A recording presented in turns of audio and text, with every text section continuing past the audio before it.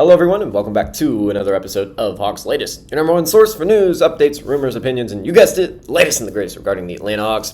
I'm your host, Zach Langley, aka Langley ATL. Today we've got a full slate of updates to break down for you. This is the 130th episode of Hawks Latest presented by FanArt, so hopefully you guys have been enjoying the ride. I know I have, but unfortunately, all good things must come to an end, and the Atlanta Hawks snapped their win streak last night against the Detroit Pistons. They were previously on a 5-game win streak. They were looking for their 6th in a row, but unfortunately that did not come because they ran into the red-hot Pistons.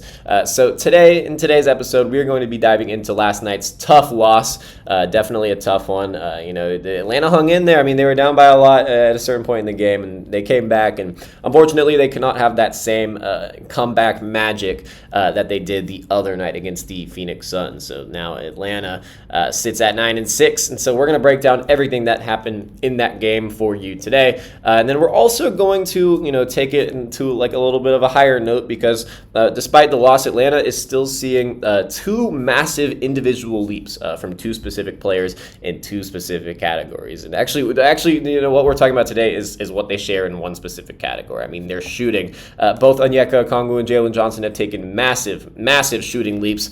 And so we're going to break all of that down in terms of their efficiency and their confidence and the way they're just letting it fly. And both of them really are two of Atlanta's cornerstone young players. I mean, guys that the franchise is building around. So, I mean, this development is very, very huge. And so we've got to break all of that down. And near the end of the show, we're going to shift gears to the 2026 NBA draft. I know that's not something that y'all are expecting to hear often from me, and I'm not going to talk about it a whole lot during the season, but every now and then when we get a mock draft, we get a new prediction for Atlanta, for who Atlanta could select. I assume that y'all will want to be informed on that, and so we're going to break down who exactly this latest mock draft has Atlanta selecting, because I think it is a very, very, very interesting prospect, so I'm not going to miss an opportunity to talk about that. I mean, this is a potential franchise-changing opportunity that might be developing thanks to the New Orleans Pelicans and that horrible lopsided trade that they did with us this past offseason. So without further ado, let's waste no more time in the intro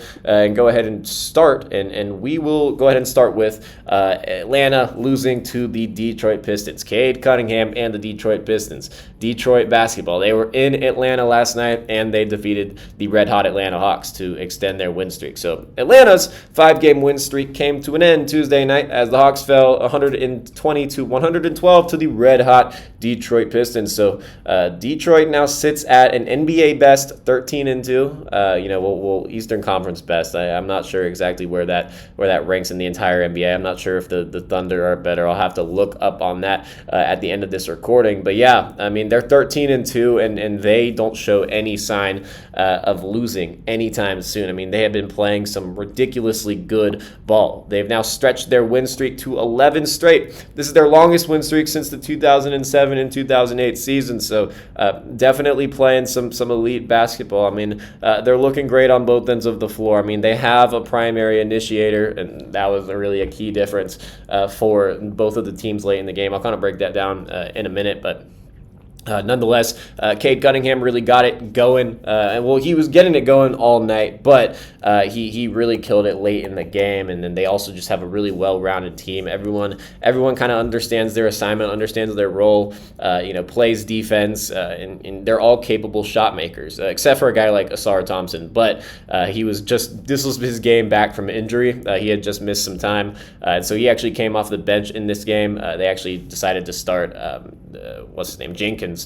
Denise Jenkins, who has been on an absolute tear. It's not just the Hawks that he torched. He has been killing it. But talking about that, the story of the night really was Cade Cunningham, was Detroit's franchise player who has all of a sudden inserted himself into maybe some MVP talks. I mean, the three-point efficiency hasn't really been there for Cade this season, but that hasn't really mattered as he has been the driving force of this 11-game win streak, of this dominant Eastern Conference record where they're really alone at the 1 seed. If the season ended today, just to kind of switch it up a little bit, I'd probably vote Cade for MVP. Just his ability to close these games and his clutch factor and really his all-around game. I mean, just being a positive defender, being a great rebounder and really underrated playmaker. I mean, his game is so complete, and so he deserves a lot of credit for this Detroit run because he has been the driving force. I mean, if he isn't playing at the elite level that he has been playing at, Detroit barely wins any of these games. And so he put up 25 points and 10 assists in this game. He actually made Pistons history, becoming the first player in franchise history to post 25 plus and 10 plus in 5 consecutive games played. That doesn't even sound right, but it is. I mean, he killed it. He's making Pistons history.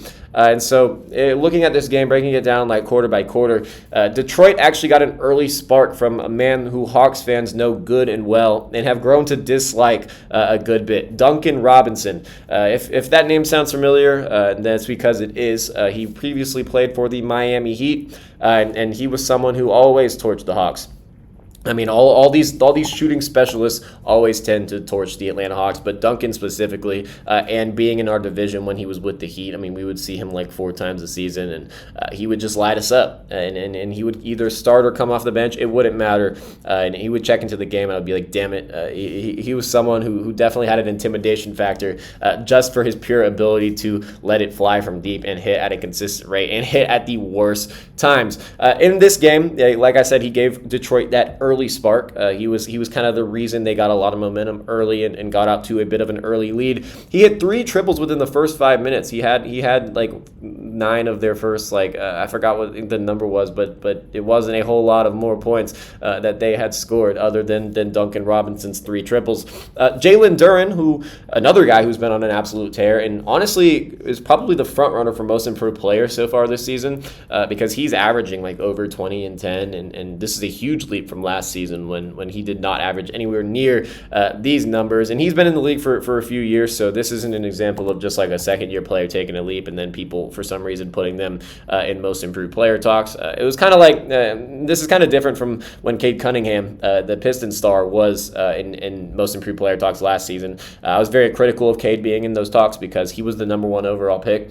He had very high superstar expectations coming out of Oklahoma State, so I thought it was really stupid that he was even competing with Daniels for that most improved player award. It ended up going to Daniels. Why is the mic moving? I don't know. That's weird. But yeah, it went to Daniels, and he definitely deserved it. But now Jalen Duren is in those discussions, and I think if he's still in those discussions late in the season, I think they should give it to him because, I mean, Detroit, he has been another catalyst for this win streak. He has been awesome. But in this game, he added 24 points and controlled the paint in a way Atlanta simply could not match for long stretches. He was definitely carving up our interior defense. I mean, Onyeka and Mogay, and Jalen and the rest, even Asa in the few minutes that he played. Jalen Duren was really having their way with them, honestly. It's been a great stretch, even on the defensive end for these guys, for the Jalens, Onyekas, the Mos, but it really wasn't last night. Detroit kind of figured that out. I mean, JB Bickerstaff kind of understood that this was an Atlanta interior defense that was getting beat up all night, and he continued attacking, and Atlanta was getting carved up in the paint. And that ultimately is what lost them the game. Atlanta could not, match this sort of physicality, this sort of intensity for long stretches. Interestingly enough, in the post-game presser, Quinn Snyder noted in his opening remarks that Detroit's physicality did not play a big part in getting this victory, and so I kind of disagree from purely just like a watching standpoint. I mean, I don't think Detroit was being as physical as they have been this season, and I definitely think some other teams and that Atlanta has ran into this season have been a little more physical. Take like the Phoenix Suns, for example. But I do think Detroit was still very physical, and I think that definitely aided their win in a way. And so now when we look at it, the Hawks, they were shorthanded. So this loss really is not a bad loss because not only did they hang in there, there. They almost got a very impressive comeback victory against the red-hot Pistons, the best team in the Eastern Conference. But we've got to consider that they're shorthanded.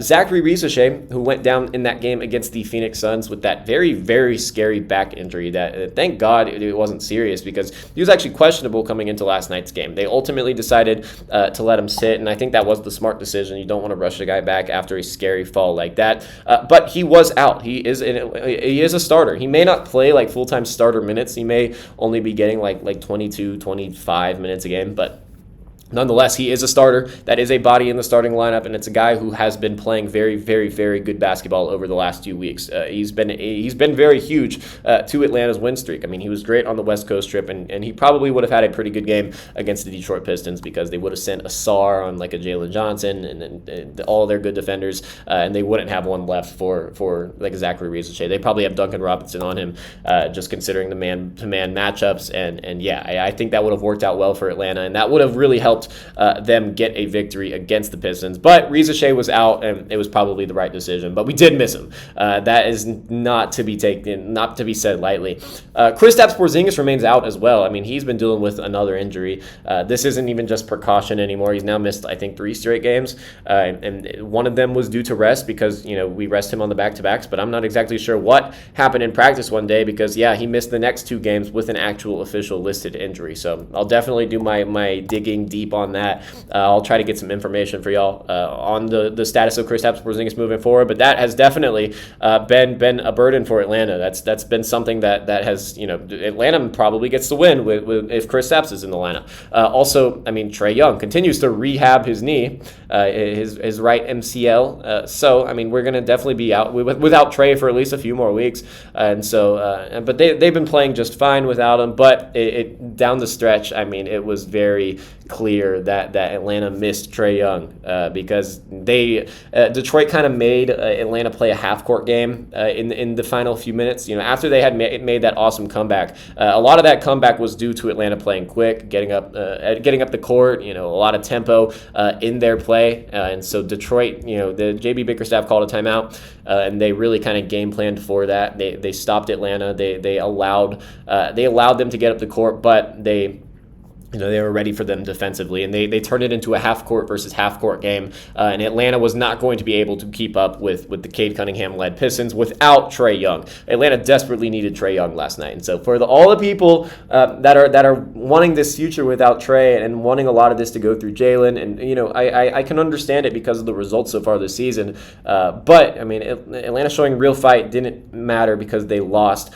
mainly due to the fact that they could not get a bucket in clutch time because they had no offensive initiator they didn't have a closer. I mean, it's that simple. I mean, Cade Cunningham was Detroit's closer. Atlanta did not have one. Jalen was killing it, but I mean, he was really getting stopped on his drives and on his post ups. Asar Thompson and the rest of Detroit's defenders were really having their way late in that game. But looking at it at a holistic perspective, Jalen Johnson still had another very dominant performance. He had 25 points, 8 rebounds, 9 assists, and 3 steals. So that's another almost triple-double. It would have been nice to see him get another triple-double, just maybe get like a little bit of a streak going. But he didn't, but it doesn't matter. I mean, that's still a very impressive stat line. Nikhil Alexander-Walker had some clutch buckets. He was kind of acting as Atlanta's primary offensive creator late in that game. I mean, he's been very, very good in the ISO this season, but I'm like I said, I'm not sure how sustainable that may be, just considering he hasn't really been that kind of guy for his entire career. But he added 24 points. Onyeka Okongwu had another 20-plus point game with 21 points, and he hit 4 of his 7 shots from 3. Remember that's going to come in later. That's going to be an important fact to know later. The Hawks cut a 19-point deficit all the way down to 1 in the fourth quarter after an 18-5 run. And so I thought, I was like, these guys are going to do it again. I was ready to celebrate another victory and definitely be a lot more excited here on the channel this morning because, I was like, these guys are going to do it again. They're going to have another really, really impressive comeback, almost another 20-point comeback, and they were going to extend that win streak to 6 games. They ended up not doing that, but it was still a very impressive effort. But at the end, after that Atlanta run, Detroit made it that half-court game, and Cunningham's late shot making really iced it and sent Detroit away with a victory. Dyson Daniels, who actually received his most improved Improved Player award in a pregame ceremony just right before tip-off. He contributed 12 points, 9 rebounds, 6 assists with 3 steals. So another well-rounded showing. I mean, he was definitely better offensively than he has been for a lot of the season. So looking at Atlanta as a whole now, they sit at 9-6. And so a little less impressive, but still a very good record for the schedule that Atlanta has had to face early in the season. They're actually going to head to San Antonio tomorrow. And so while that may sound scary, the Spurs are going to be without Victor Wembanyama and Stephon Castle. I think Dylan Harper's still out as well. So that may be a great opportunity for Atlanta to bounce back. That's going to be tomorrow, and don't worry, we're going to have a full. This mic just keeps moving. It has a mind of its own. But we are going to have a full breakdown of that game tomorrow. Tomorrow morning, we'll break down everything you need to be prepared for that matchup. So definitely stay tuned for that. And so now we can finally move on to some of the much more positive stuff, and it has to do with the loss. It has to do with Atlanta. Atlanta, finally getting that loss after that 5-game win streak. But there is some very positive stuff to take away from it, and it's not just this loss in particular. These next 2 segments are going to focus on 2 guys that have been absolutely flourishing in their kind of new roles.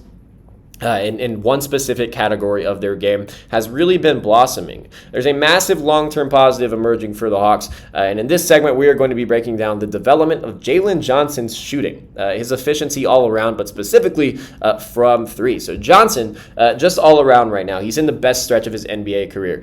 He actually won Eastern Conference Player of the Week, as I'm sure you all know. We broke that down in last episode. But over the past week, he's put together some incredible performances that show he's evolving into the modern do everything forward that Atlanta has been searching for a very long time. Yeah, definitely for the whole Trae Young era.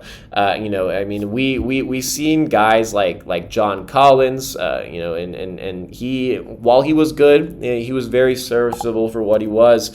He was limited in the offensive capacity. He wasn't someone who could ever get a bucket for himself when needed. He was limited in his handle, and when his 3-ball, finally, stopped falling at the consistent rate that it was falling when Atlanta was winning games, and they ended up deciding to send him to Utah because Atlanta had a specific archetype they wanted in their power forwards. Paul Millsap was kind of the last guy who last power forward before Jalen Johnson, who just had an overall handle and could get a bucket for himself, but he was also a pretty decent playmaker and solid rebounder. So they've been searching for this kind of forward since Paul Millsap left, which was a long time ago. And we look at Jalen Johnson. I mean, his versatility is what stands out. I mean, he's a very capable scorer. I mean, he can give you 30 any given night. He's a very good, underrated playmaker. I mean, he is a legit playmaker. He's a legit point forward. I mean, he has awesome court vision, and that was on full display last night, but it really has been over the past 2 weeks, and really all season. I mean, he's averaging career-high assists. I mean, that's no surprise. I expected that to happen, especially when Trae went down. I knew he was going to get more of a playmaking load, and he certainly has. He's also a very good rebounder. He's actually one of the best rebounding power forwards in basketball. Last season, I think he was like the best. I'm pretty sure he was like the best rebounding power forward in the 36 games that he played, so we can't really take that with a whole lot of merit considering that he didn't have a full season to display that. However, this is something that could carry over to this season, and if he continues to rebound the ball at a high level like he has been doing, that's just going to add a whole nother element of his game, because when he gets that rebound, he can go. Literally anytime he gets a rebound, he has the green light to push it down the floor, dribble it up himself, and either drive to the basket, complete coast to coast, or just find someone in the corner, or just start back at the top of the key and let the offense reset. I mean, Jalen really has that ultimate green light, and he's proven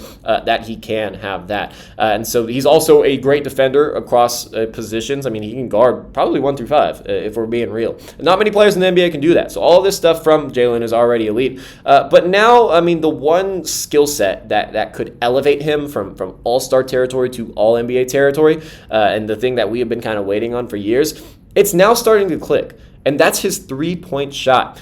When Johnson entered the league in 2021, when Atlanta just had an absolute draft steal, Jalen Johnson luckily fell to Atlanta at pick number 20. I mean, he was a hesitant shooter. That was not really a part of his skill set that Atlanta was expecting to develop. Eventually you always expect an NBA player who has been in the league for quite some time to develop at least a little bit of a 3-ball. But this was not ever going to be something that was a big part of Jalen's game. And he's making it a focal point. He's making it a big part of his game. The mechanics fluctuated. The confidence wasn't always there. And possessions in his early seasons with Atlanta, I mean, some possessions would seriously stall when he hesitated on open looks. He would get an open look, he would pump fake, he would either hesitate or pump fake, and then it would either result in a contested shot, a turnover, or just a stalled possession. But early this season, it looked like that was going to continue. It looked like Jalen was going to shoot a poor percentage from long range, and it was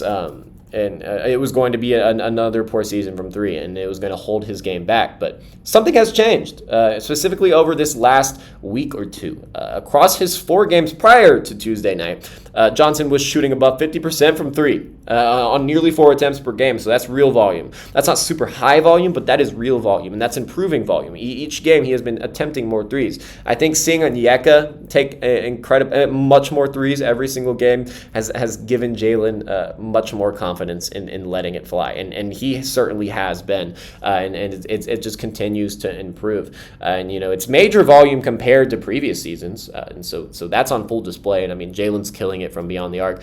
And against Detroit last night, he went 3 of 8 from 3. So it's not like the greatest percentages ever, but those are still very, very solid shooting percentages from outside. But the real story, the real thing that stands out in that 3 for 8, it's not the percentages that we're looking at. While it's still good, what we are looking at is the confidence, the volume, the outside shooting volume that he is receiving. I mean, this is huge. This is a huge development. This confidence, this no hesitation, no second guessing, this can open up a whole lot for Atlanta. I mean, this version of Jalen Johnson, who is a very willing shooter and the same reliable playmaker, elite athlete, and high motor defender that we know him as, that he has been since entering the NBA. I mean, this is exactly what playoff teams are built around. And Jalen hasn't even reached, I don't even think, like 50% of his game. I think he still has so much more room to grow. So if he continues to hit threes, even at a league average rate, and right now, I mean, he's shooting above league average. I think he's shooting somewhere between 38% and 40% right now from beyond the arc. So I mean, this is elite efficiency. This is very good. If this continues to become a focal point of his game, defenses are going to have no answer for him in space, because he has the versatility to literally do anything on the court. I mean, he can let it fly from deep. He can drive. He can drive and kick. He can be the point guard at the top of the key. He can run a pick and roll as either the roll man or the ball handler. I mean, just the genuine definition of versatility. And this added 3 ball is just a whole nother level to his game. And even when Trae Young returns, I mean, Jalen's improved floor spacing is going to make Atlanta's offense exponentially harder to defend. So Jalen Johnson isn't just breaking out. He's evolving in real time. And it's becoming impossible for the league not to notice. So now we move on from one shooting leap to another. Jalen Johnson is not the only guy who has become a reliable three-point shooter. This one is actually a whole lot more impressive. Onyeka Okongwu made a promise to Hawks fans back in 2022, he said, and during his post-game presser, after Atlanta was eliminated from the postseason. He said, "The next time you see me, I will have a jump shot." And so at the time, it sounded a little bit ambitious. I mean, Onyeka was never really known as a shooter. I mean, there wasn't really much tape at USC that kind of suggested that he would become a solid outside shooter. But he believed in himself. He bet on himself. He bet on his offseason work, and he made a promise to Hawks fans and Hawks reporters. He had never attempted threes at a very meaningful volume or like a very high clip. And so over the past 3 years, I mean, he's taken some gradual steps. He started right after that. He didn't start. Clint Capella started, and that's a conversation for a whole nother day. That might have hurt his development a little bit, but I digress. He shot 30% the year after that. So, but that doesn't really matter. This is his first season really shooting the three just in general, and it wasn't very high volume, but he was occasionally letting one fly. But he was hitting them every now and then. Not very good volume or efficiency, but he was hitting them. And then it gradually went up. The next year he shot 33%, and then the next year he shot 32%. And so it's low attempts though. I mean, he wasn't letting it fly. He wasn't really. You couldn't give him that stretch big label, because while he would occasionally let it fly, I mean, defenses wouldn't game plan for that. I mean, they would still kind of just live with him shooting, and if he makes it, then so be it. So the league wasn't really ready to take him seriously as a perimeter threat. I mean, kind of a similar thing with Jalen Johnson, to where I think this has been a huge thing that has resulted in Atlanta's win streak because, both of these guys are shooting the ball extremely well. Hawks fans who watch closely, though, could tell Onyeka's form was getting better. I mean, just year by year. It was improving. I mean, the lift, the release point, the balance. I mean, everything was trending in the right direction, and the confidence was growing. I mean, his volume has increased every single year. And so now this year, I think he placed a major emphasis. I think practicing alongside Kristaps Porzingis has made him realize, like, wait, I can literally just let it fly. If I believe in my shot, I can just let it fly. It's a confidence thing. He just needed the green light, and he has received the green light, and it has worked out very well for the Hawks because this season, that three-point breakthrough has officially happened. Onyeka Okongwu is now shooting 40% from three on over 4 attempts per game. So that is definite volume. That is good. That is very, very good volume for a center, and that volume is going up every single game. I mean, he is just game by game, just gradually attempting more outside shots every single night. This is not a fluke. I mean, this is a skill. This is a legit thing that defenses have to game plan for. I mean, they can't leave Onyeka any bit of space in the corner or really all around the arc. He's not even like a specialist in the corner or on the wing or the top of the key like a lot of three-point shooting big men are. I mean, he can let it fly from anywhere, and he has shown, I mean, literally the first play of the game for Atlanta last night against the Detroit Pistons was Onyeka, like, hitting, like attempting a moving three off of a screen on the wing. Like that is something that is unheard of. That would have been unheard of, like years ago. And so after going 8 of 14 from deep against the Utah Jazz, where he set the career mark, well, not the career mark, the franchise mark for most threes made in a game for the Atlanta Hawks against the Utah Jazz, he then hit 4 of 7 against Detroit last night. And so this stretch big version of Onyeka Okongwu is fully here. I mean, this unlocks so much for the Atlanta Hawks. I mean, they can work on some pick and pop actions when Trae Young comes back. I mean, they can do 5-out spacing lineups. You can have Jalen Johnson and Onyeka like both, just completely opening up the floor for Trae Young to operate. And then that's like, I mean, Trae can get past anyone in the league. So, I mean, this is going to open up so much when he comes back. I mean, there's driving lanes for some of the forwards, or guards, even like a Dyson Daniels or a Jalen Johnson, or even like a Zachary Rizochet, who gets most of his points off of cuts and off ball. But if he can grow some confidence as a shot creator and driver and just really someone who can get a bucket for himself, this could be another person that benefits from it. But Nikhil's going to have a great time. I mean, he's had a great time so far. I mean, this has resulted in a lot and a lot of success for Atlanta. It's a much cleaner offense. I mean, they now have the ability to close games with several shooters on the floor. There's really no one that on the Atlanta Hawks right now that isn't respected as a shooter, and that is just so great for us. I mean, Dyson Daniels is probably the person who's respected the least as a shooter, but even him, he showed last year that he can hit them at a decent rate. He hasn't really shown it this year, but I expect as he gets more comfortable in the new season to start letting it fly like he has been. And when Porzingis returns, and we don't know exactly when that'll be, we don't know the severity of his injury or really when he'll ever suit up, because this has just been a very inconsistent part of the season so far. The Hawks are going to have 2 very dynamic stretch bigs who can do it all. I mean, they can screen, they can pop, protect the rim a good bit, and run the floor. I mean, that's something that we haven't had in modern franchise history. This is huge for Atlanta. Okongwu's shooting leap is seriously one of the biggest internal developments for the Hawks this season, and it's something that looks sustainable. I mean, we've seen it grow year by year. He's been shooting a very high volume from 3 this year, and he hasn't shown any sign of regression. So I think this is something, I don't think it's any sort of fluke. I think this is here to stay, and this is awesome. His all-around breakout is real, but specifically from 3, and it's all changing what's possible for Quinn Snyder's offensive scheme. It's looked great so far, and I can't wait to see it when Trae comes back, because he's going to get so many open looks from beyond the arc. So while the Hawks keep focusing on stacking wins this season, there's not going to be a whole lot of talk about the offseason. I mean, this is definitely way too early to even be mentioning the NBA draft. But I saw a pretty interesting mock draft. It was a way too early mock draft. We haven't gotten a whole lot of those so far, but we got one, and I was very intrigued by it. It's one story that Hawks fans should just keep in the back of their mind for this entire season. I mean, the 2026 NBA draft is going to be one of the most stacked draft classes of all time.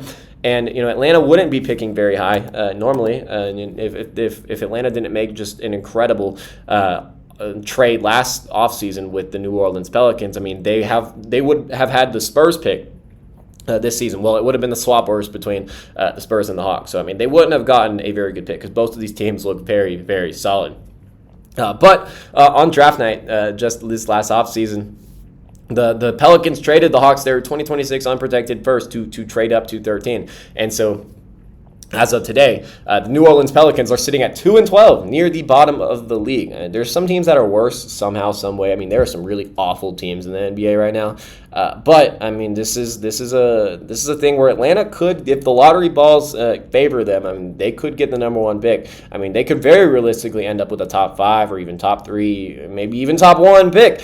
And so in ESPN's latest mock draft by Jeremy Woo, the Hawks are projected to pick 5th, which would be an incredible outcome out of all of this. I mean, it's not exactly what Hawks fans are wanting, because I know they want one of Darren Peterson, Cam Boozer, or AJ DeBansa, which obviously I do too. I mean, that's the consensus top 3. But I mean, even going to the outside the top 3, if you go to the top 5 or even the top 10, there are a lot of quality players that are going to blossom into very good NBA players. And one of them is UNC forward Caleb Wilson, who Jeremy Woo has the Atlanta Hawks taking at pick 5. He started the college season on fire. I mean, he's looked great. He's averaging 20 points, 10 rebounds, and 3 assists, showcasing his all-around ability. I mean, Wilson is a guy who brings elite energy and motor, strong defensive instincts. He would definitely fit into the forward room that Atlanta currently has and is developing. He's shown toughness in the paint as a forward. I mean, Atlanta certainly could use his rebounding ability because, as we have seen, a lot of our guys have been struggling rebounding the ball. It's been getting better game by game, but that is still a weakness for this team. And he's also he's got an advanced feel for the game. I mean, he's very solid court vision, and he's a decent passer. He's really just a wing who would fit right into the culture Atlanta's trying to build, the defensive-minded culture that is focusing on sharing the rock and playmaking. And his high-impact rebounding definitely is something Atlanta could seriously benefit from. He has all the potential in the world. He's definitely an exciting prospect. He may not be like a top 3 guy, but he is still a very exciting guy. He probably would go top 3 in several other drafts. It's just this year is just such a loaded class. The swing factor for him is his jump shot. So, I mean, and we've seen how Atlanta can develop players' jumpers, but he hasn't attempted many threes yet, and he's shooting under 70% from the line. So, but it's early in the college basketball season, so we can't, judge that too harshly because all the intangibles are there. He's shown us everything we need to see. It's just everything except really the shooting. But I expect that to maybe even come along as the season progresses. He may be a guy that just impresses guys at like the combine. Maybe it's a system thing. Maybe he doesn't have any sort of green light at UNC. And if that shot develops, though, I mean, he could rise into the top tier of the draft class. I think 5 is probably a good mark for him, but he could go as early as 4, maybe even 3 if one of these top 3 guys falls off, which I highly doubt. I mean, this pick would be a pure luxury for the Atlanta Hawks. They're already loaded with young talent. I mean, they've got Jalen Johnson, Onyeka Okongwu, Dyson Daniels, Zachary Rizachet, Mo Gay, Asa Newell. I mean, the list goes on. Adding yet another high upside forward into this group just would give Atlanta a whole nother strength. It would completely boost their strength and into an already promising long-term core. I mean, the Hawks are built for the modern NBA, and it's just we have such a bright future, and we can compete now. And that's what I loved about the 1-year deals that Antisole brought in this past offseason, because we're trying to compete now, but we are really, really, and the main thing is just focused on the future. But I mean, we don't want to tank. We want to focus on now and be that elite team, maybe even a title contender this season, all while having a great young core that's going to blossom and take over the NBA in just a few years. So this draft pick could become one of the steals of the 2025 offseason if the Pelicans continue to slide. And don't expect them to just randomly start winning. I mean, they just fired their head coach, Willie Green. Joe Dumars, their GM, is probably next. And so it's looking rough for the New Orleans Pelicans, and we have their unprotected pick. Who knows? They may even trade like a Zion or a Trey Murphy. I mean, we don't really know. Caleb Wilson is exactly the type of high motor, versatile player who fits seamlessly into the Hawks' developmental system. I would seriously love to take him on as a player into this organization. I think he would fit great. He's not like a top 3 guy, but he is very good. So that's going to do it for today's episode of Hawks Latest. Atlanta took a tough loss against the Pistons, but the growth we are seeing from Jalen Johnson and Onyeka Okongwu, and really a lot of these guys, it's undeniable, potentially franchise-altering, franchise-defining. And with the Pelicans' struggles, the Hawks might soon be adding another elite young piece to an already very exciting core. So it's going to do it for today's episode of Hawks Latest. If you enjoyed today's breakdown, be sure to like, subscribe, and hit that notification bell so you don't miss a single update here on the channel. We're going to be pumping out videos every single day, keeping you guys informed on the latest and the greatest regarding the Atlanta Hawks. Let me know down below. I mean, what were your thoughts on the Hawks' loss to Detroit? I mean, I know it was a little bit deflating, but there were a lot of good things that came out of that game. It was just clearly they did not have a closer Detroit was the healthier team, and they ended up falling. I mean, this is probably the best team in the NBA right now, which is crazy to say, but they really might be. What are your thoughts on Jalen Johnson and Onyeka Okongwu's shooting leaps? They've been killing it from beyond the arc, and it's opened up a whole lot for Atlanta's offense. So let me know your thoughts on that down below. Also, what would be your thoughts on landing UNC forward Caleb Wilson in the 2026 NBA draft? I know a lot of people may not know a whole lot about this draft class so far, but don't worry. I'll give you the breakdowns of really all the players just as the season and off-season progresses eventually. We've got a while before that, so we don't really have to think about it right now, but it is always good to kind of keep in the back of your mind who you might want on the Atlanta Hawks in the foreseeable future. So once again, thank you guys so much for watching. I'm Zach Langley, aka Langley ATL, and I will see you guys next time.